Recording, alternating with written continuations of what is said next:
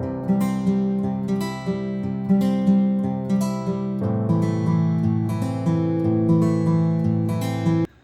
Guys, welcome to my channel. आज जो हम केस करेंगे वो है MRI cervical spine flexion extension view. Flexion extension view हम कैसे करते हैं और हमें ये क्यों करना होता है और इसमें हम क्या चीज़ देखते हैं, वो आज मैं आपको इस वीडियो में सारी डिटेल के साथ सब चीज़ बताऊंगी। तो चलिए आज का वीडियो जो है हम स्टार्ट करते हैं। तो जैसा कि आप स्क्रीन पे देख रहे हैं, एक डिज़ीज़ का नाम लिखा है हीरायामा डिज़ीज़। ये डिज़ीज़ डायग्नोस करने के लिए हम सर्वाइकल स्पाइन का फ्लेक्शन एक्सटेंशन व्यू करते हैं। तो इस डिज़ीज़ में क्या होता है कि जो हमारी स्पाइनल की जो मस्कुलर्स होती हैं, जो मसल्स होती हैं, उनमें एट्रोफी आ जाती है, जिसकी वजह से जो हमारे अपर लिम्स होते हैं, जो अपर लिम्स हमारे जिनका प्रॉपर मोटर वर्क नहीं हो पाता है, और उसमें जो हमारी स्पाइनल कॉर्ड होती है उसमें माइलोपैथी आ जाती है। माइलोपैथी का मतलब होता है कि स्पाइनल कॉर्ड में वाइट वाइट से स्पॉट आने लगते हैं, उसे हम माइलोपैथी कहते हैं। और ये डिज़ीज़ स्पेशली इन एज में होती है, जैसे कि 15 टू 25 के बीच की एज, यानी यंग एज के पेशेंट्स में ये चीज़ हीरायामा डिज़ीज़ ज़्यादा पाई जाती है। तो इस स्कैन में हम 3 टाइप के व्यू लेते हैं। एक हमारा जो नॉर्मल सर्वाइकल स्पाइन का व्यू होता है, एक हमारा फ्लेक्शन होता है, और एक हमारा एक्सटेंशन होता है। जैसा कि आप स्क्रीन पे व्यू में जो इमेजेस देख रहे हैं उसमें आपको एक नॉर्मल पोजीशन दिखा रखी है, एक फ्लेक्शन पोजीशन है और एक एक्सटेंशन पोजीशन है। और ये स्कैन हम अपनी स्पाइनल कॉइल में ही करेंगे, जो हमारी नॉर्मल स्पाइन कॉल होती है। बस हमें पोजीशन बनानी होगी। जैसे कि फ्लेक्शन पोजीशन बनाने के लिए हमें उसकी चिन को चेस्ट से टच कराना होगा, यानी कि आप सर के नीचे कुछ रख देंगे जिससे उसका सर ऊपर हो जाएगा और चिन जो है चेस्ट से टच हो जाएगा। तो ये हमारी फ्लेक्शन पोजीशन हो जाएगी। और एक्सटेंशन पोजीशन के लिए हमें उसकी गर्दन के नीचे कुछ रखना होगा, जिसकी वजह से सर नीचे की तरफ लटक जाएगा और पूरा एक्सटेंशन व्यू हमारा आ जाएगा। तो ये 2 पोजीशन हम बार बार चेंज करेंगे। पहले नॉर्मल सर्वाइकल स्पाइन की तरह हम उसकी पोजीशन करेंगे, फिर फ्लेक्शन की तरह करेंगे जो हमारा चिन से चेस्ट टच होना चाहिए, फिर एक्सटेंशन की तरह करेंगे जिससे हमारा सर नीचे की तरफ हो और गर्दन के नीचे कुछ रख देंगे जिससे हमारा पूरा एक्सटेंशन व्यू अच्छे से आ जाएगा। तो ये हम 3 टाइप की पोजीशन इसमें करेंगे। तो जो सबसे पहले हमने लिया है वो हमारा सर्वाइकल स्पाइन का, जो हम सर्वाइकल स्पाइन में जो नॉर्मली जो हम अपने सीक्वेंसेस लेते हैं, जो सर्वाइकल स्पाइन नॉर्मल जो हमारा नॉर्मल पोजीशन होता है, उसमें जो सीक्वेंसेस हम जो पहले लेते हैं वो हम पहले ले लेंगे। जैसे कि हमारा स्टरकोरोनल हो गया, T2 सैज हो गया। वैसे अगर उसको कोई हीरायामा डिज़ीज़ है, जिस पेशेंट को हिस्ट्री होती है जो अपर लिम्ब में थोड़ा सा नमनेस रहता है, स्टिफनेस रहती है, अगर वो हमें दिख रहा है, यानी कि हीरायामा डिज़ीज़ है उसको, तो हमें वो नॉर्मल व्यू में ही दिख जाएगी। सबसे पहले जो हमारा नॉर्मल व्यू, जो हमारा जो स्क्रीन पे चल रहा है, जो न्यूट्रल है हमारा पोजीशनिंग, वो उसमें हमें कॉर्ड में अगर उसको कुछ आ रहा है तो उसको हाइपर इंटेंस हमें दिख जाएगा। और जो हमारा हीरायामा डिज़ीज़ होता है, जो हम फ्लेक्शन एक्सटेंशन व्यू करते हैं, वो हमें सबसे अच्छा फ्लेक्शन व्यू में ही दिखता है। तो सबसे पहले हमने नॉर्मल अपने व्यूज़ ले लिए हैं। जो हमारा नॉर्मल सर्वाइकल स्पाइन होता है उसकी तरह हमने पूरा उसको स्कैन किया है पहले। स्टरकोरोनल, T2 सैज, T1 सैज और स्टर सैज। ये हमें इसमें ही जो कॉर्ड आपको दिख रही है, अगर उसको होगी वो डिज़ीज़ तो हमें दिख जाएगी। तो जो मैंने जिस पेशेंट का किया था उसको वो डिज़ीज़ थी नहीं, लेकिन उसकी हिस्ट्री के हिसाब से वो आया था, तो हमें उसकी कॉर्ड में कुछ नहीं मिला था। तो ये हमने सबसे पहले एक्सटेंशन व्यू किया है। इसका पूरा जो हमारा गर्दन के नीचे मैंने कुछ रखा था, जो पूरा एक्सटेंशन हो गया, जैसे जैसे कि आप एक्सरे में कराते हैं, एक्सरे में जो हम एक्सटेंशन व्यू कराते हैं उस टाइप का गर्दन को पूरा पीछे की तरफ कर देंगे और हमारा एक्सटेंशन व्यू आ जाएगा। तो ये हमें पूरा अच्छे से व्यू मिल जाता है। और इसमें जो हम फ्लेक्शन और एक्सटेंशन व्यू करते हैं तो इसमें भी हमने दो सीक्वेंस लिए हैं। अगर आपको कुछ इसमें दिख रहा है, जैसे कि कॉर्ड में कोई भी हाइपर इंटेंसिटी या फिर कोई भी व्यू दिख रहा है, जैसे कि ये तो फ्लेक्शन नहीं है व्यू, ये एक्सटेंशन व्यू है।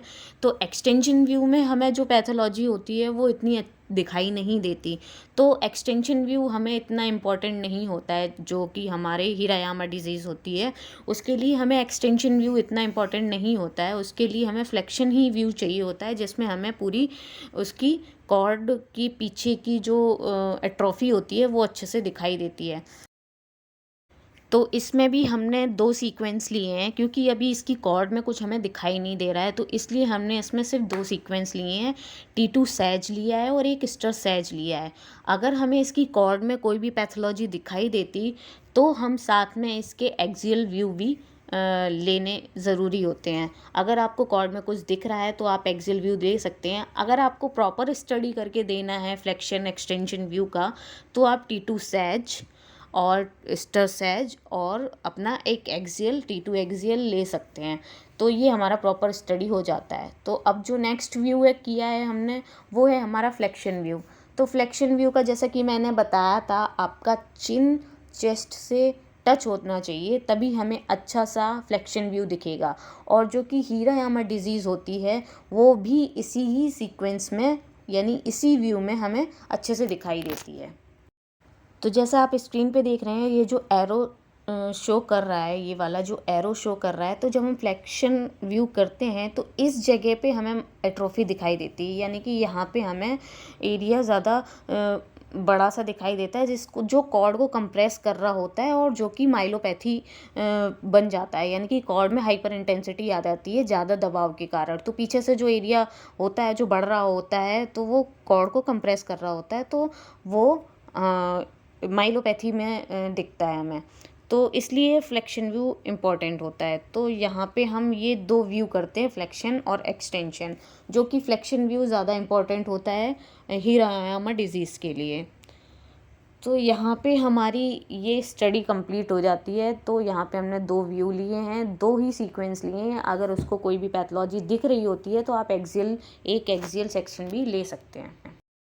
तो चलिए आपको एक पॉजिटिव केस भी दिखा देती हूँ, तो जिसमें हमें ये डिज़ीज़ दिखती है। तो ये हमारा फ्लेक्शन व्यू है, जैसा कि आप देख रहे हैं, ये हमारा फ्लेक्शन व्यू है।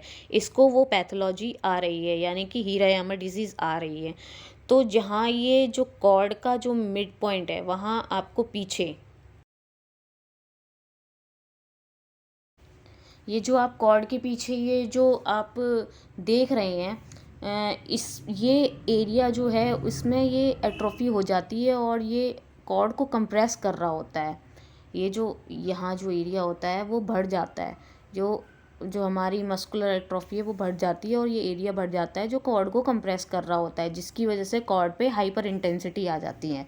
तो जो कॉर्ड पे हाइपर इंटेंसिटी आ जाती है उसे हम माइलोपैथी कहते हैं। तो ये जो एरिया होता है जो हमें फ्लेक्शन व्यू में ही अच्छा सा दिखता है, इसमें देखिए स्टर सैच के व्यू में आपको बहुत अच्छे से दिखाई देगा।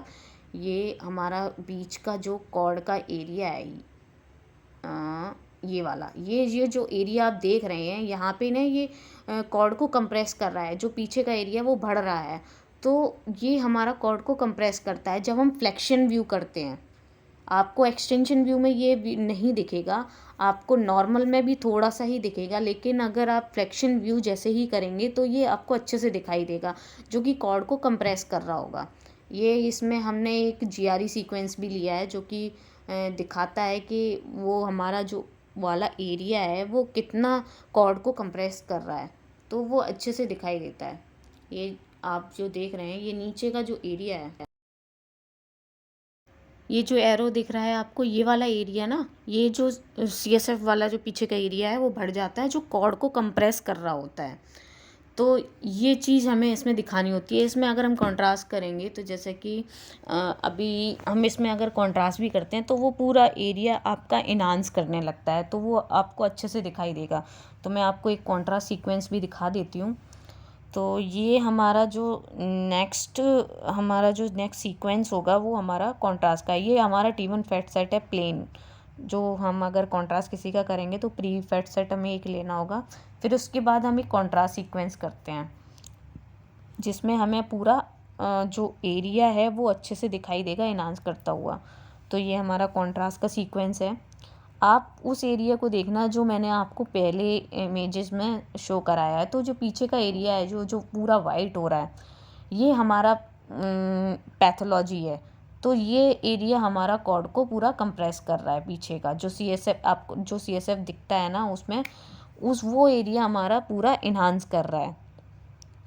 तो ये ही चीज़ हमारी कॉर्ड को कंप्रेस करती है और जो वाइट हमें कॉर्ड में दिखाई देता है जो कि माइलोपैथी होती है, जिसकी वजह से हमारे हाथ पैर में नमनेस आ जाती है। तो इसलिए ये हम फ्लेक्शन एक्सटेंशन व्यू कराते हैं। आप जैसे कि एक्सियल में देखेंगे तो कॉर्ड को इसने कंप्रेस कर रखा है। जो वाइट वाला एरिया है उसने कॉर्ड को कंप्रेस कर रखा है पूरा। तो ये चीज़ हमें इसमें दिखानी होती है। तो यहाँ पे ये स्टडी हमारी कंप्लीट हो जाती है। अगर आपको इस केस में कुछ भी नहीं समझ में आया हो या फिर किसी भी पॉइंट के बारे में पूछना हो तो आप मुझे कमेंट बॉक्स में अपना क्वेश्चन डालिए, मैं आंसर कर दूँगी। नहीं तो आप मुझे इंस्टाग्राम पे भी मैसेज कर सकते हैं, मैं उस पे भी आपको रिप्लाई कर दूँगी।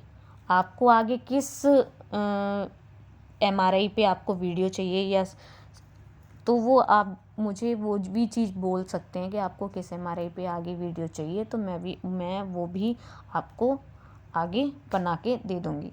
तो जैसे कि आप स्क्रीन पे देख रहे हैं हीरायामा डिजीज़, जैसे कि कॉर्ड में आपको दिखा रहे हैं, कॉर्ड में हाइपर इंटेंसिटी ऐसे दिखती है। ये जो एरिया देख रहे हैं वो एरिए में हमें वो कॉर्ड की हाइपर इंटेंसिटी दिखती है जो कि हम माइलोपैथी कहते हैं जिसे, और इसी को ही हीरायामा डिजीज़ कहते हैं। और इसी डिजीज़ के लिए हमें फ्लेक्शन एक्सटेंशन व्यू करते हैं। जैसे कि आप स्क्रीन पे देख रहे हैं, नॉर्मल व्यू में आपको कॉर्ड में थोड़ी सी हाइपर इंटेंसिटी दिख रही होती है। जब हम इसका फ्लेक्शन व्यू करते हैं तो वो पीछे का जो एरिया है जहाँ एरो दिख रहे हैं आपको ऑरेंज कलर के, वो पूरा यहाँ पे फिल हो जाता है, भर जाता है पूरा, जो कि पूरा कॉर्ड को कंप्रेस कर रहा होता है। तो ये चीज़ हमें देखनी होती है इस व्यू में। और अगर वीडियो समझ में आया हो तो प्लीज़ लाइक, शेयर और सब्सक्राइब ज़रूर करें। ज़्यादा से ज़्यादा शेयर करें। Thank you.